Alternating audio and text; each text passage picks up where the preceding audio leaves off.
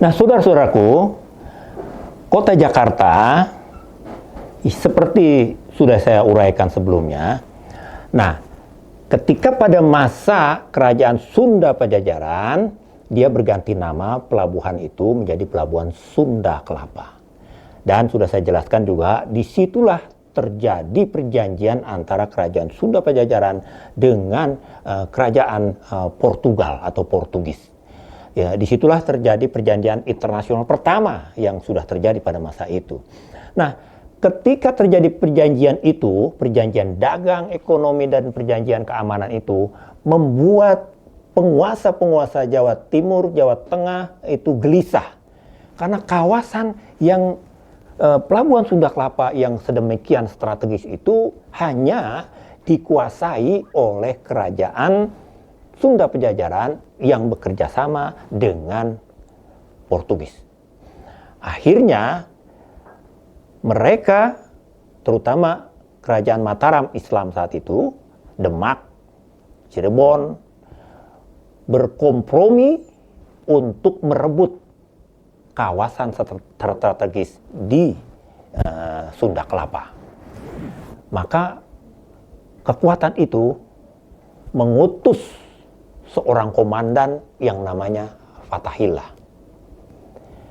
Maka Fathahillah dengan serombongan pasukannya, lebih dari 2.000 orang yang dibawa ke sini untuk menyerbu kawasan Pelabuhan Sunda Kelapa pada saat itu, maka mereka menyerbu dan menduduki Pelabuhan Sunda Kelapa pada tahun 1527. Nah, tepatnya menurut ahli sejarah katanya tanggal 22 Juni.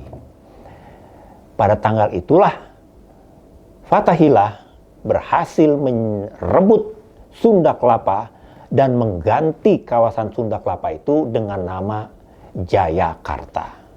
Katanya artinya si Jayakarta itu adalah kemenangan, keberhasilan yang luhur atau yang mulia.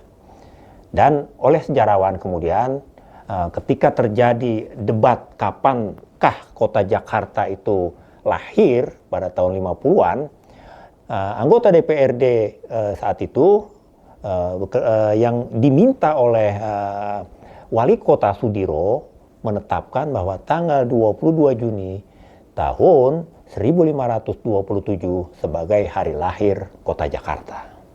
Nah, jadi itulah cerita kota Jakarta. Tetapi kemudian ketika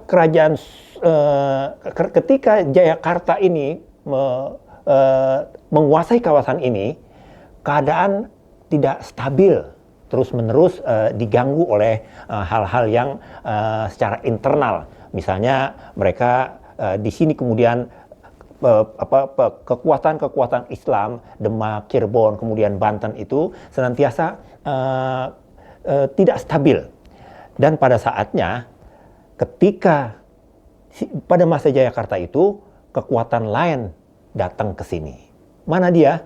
Ada dari Inggris, ada dari Belanda, ada dari Prancis, ada dari macam-macam. Dan terutama memang saudara-saudara kita dari lain-lain, dari suku-suku yang di Asia itu juga sudah datang ke sini.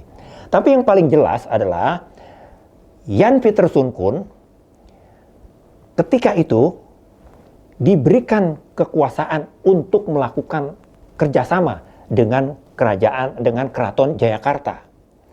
Dan pada satu saat diizinkanlah dia membeli sebidang tanah di pinggir laut di utara untuk mendirikan kastil atau kantor atau loji. Maka mereka membeli kawasan itu dan akhirnya mereka mendirikan kantor dagang yang namanya VOC. Nah, karena kawasan internal Jayakarta ini terlalu ribut, ada kesempatan dari YP Kun untuk mengganggu, kalau cara sekarang tuh melakukan penetrasi terhadap kawasan itu. Dan pada satu saat akhirnya dibumi hanguskan Keraton Jayakarta, tepatnya pada tahun 1527. 1619.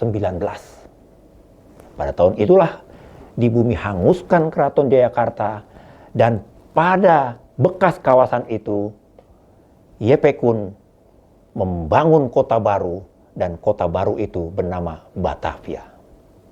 Nah, saudara-saudaraku, jadi sudah jelas bahwa perkembangan kota Jakarta dari masa lalu, dari kota bandar berganti menjadi Sunda Kelapa, dan pada masa VOC ketika Yepe Kun mendirikan kota baru itu sesudah merebut dari Jayakarta, mengganti menjadi Batavia.